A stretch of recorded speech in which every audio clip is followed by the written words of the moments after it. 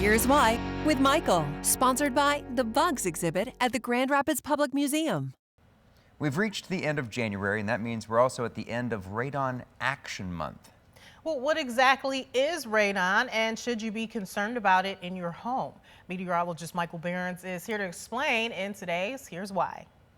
It's likely you've heard the term radon before, but do you know exactly what it is and why it's something to be concerned about? Many don't, so let's go ahead and break that down. First off, radon is a naturally occurring gaseous element. It doesn't have any flavor, smell, or taste, so it's not something you'll notice on its own.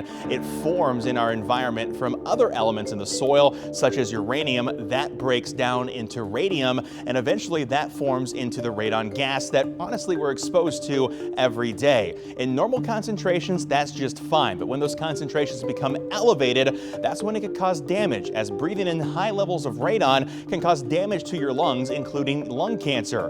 In fact, it's the #1 cause of lung cancer among adults who are not smokers. So where does this become a high concentration? Unfortunately, that's in our houses. It can seep in through sump pumps, cracks in the foundation, or even the temperature difference from heating your house. And once those concentrations are elevated, that's when it's time to take action. But how do you know if you have an elevated level of radon in your home? The only way to figure that out is through a radon test. You can purchase them or pick them up from your local health department. It's important that you follow all the steps with the test to make sure you get an accurate reading and you put it in a spot that's going to pick up a good reading and not a false positive.